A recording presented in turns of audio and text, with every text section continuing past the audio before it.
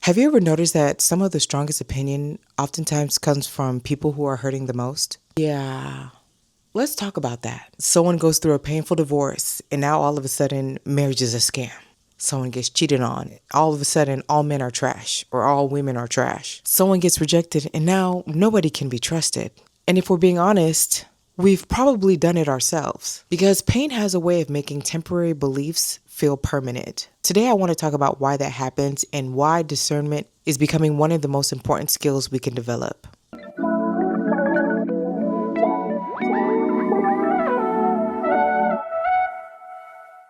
Hey guys, if you're new here, I'm Nancy Glow, and on this channel, we have conversations about self-awareness, intentional living, personal growth, and everyday life. So if that's your kind of conversation, welcome, and feel free to hit that subscribe button while you're here.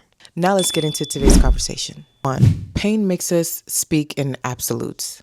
When we're hurting, our brains are trying to protect us. So we begin saying things like, I'll never trust anyone again, I'm never getting married, people can't be trusted. Those statements feel true. And not because they're objectively true, but because they are emotionally true in that moment. And that's an important distinction, too. And this is where we can oftentimes confuse conviction with wisdom. And here's where I think we get fooled. We assume that confidence is equal to credibility. Someone speaks passionately, they're articulate, they have a microphone, millions of followers, books, podcasts, all the things. So we assume they must be right. But confidence and wisdom aren't the same thing. Sometimes confidence is certainty that hasn't yet been challenged by healing. Part 3. Shared pain isn't always shared wisdom. This is something I've had to learn myself. Sometimes we hear someone tell our exact story. They describe our heartbreak, our disappointment, our rejection, and we immediately think, oh, they understand me. And maybe they do, but understanding your pain doesn't automatically mean they understand your future. Sometimes we're simply connecting over the same wound, and that's comforting, but comfort isn't always wisdom. 4.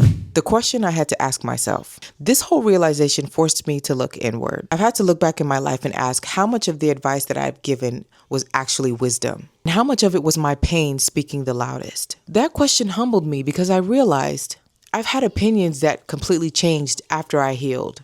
Things that I once believed with absolute certainty, I don't even believe anymore. Healing changed them. 5. Healing changes perspective. Think about the advice that you'd give today to your younger self. It would probably be very different. Not because you've become less intelligent, but because ideally you've become more whole. Healing softens some opinions and strengthens others, adds compassion, adds context, adds humility. That's why I try not to make permanent decisions from temporary emotions. 6. Discernment. So what do? Do we stop listening to people? No. People who are hurting can still have incredible wisdom. Some of the greatest lessons I've learned came from people who are walking through some very difficult seasons. But here's what I've learned. I've learned to listen. And I've learned to learn. Have compassion. Then filter everything. Don't believe something simply because it resonates. And don't reject something simply because you don't like the person. Evaluate the message, not the messenger. I think that's what discernment really is. It's the ability to hold empathy without surrendering your judgment. To listen without absorbing everything. To remain compassionate without losing your ability to think critically. And honestly, I think that's become a lost skill. But I'd love to know what you think. Have you ever looked back and realized that that advice you once believed was actually coming from someone's unhealed pain? Let's talk about it in the comments.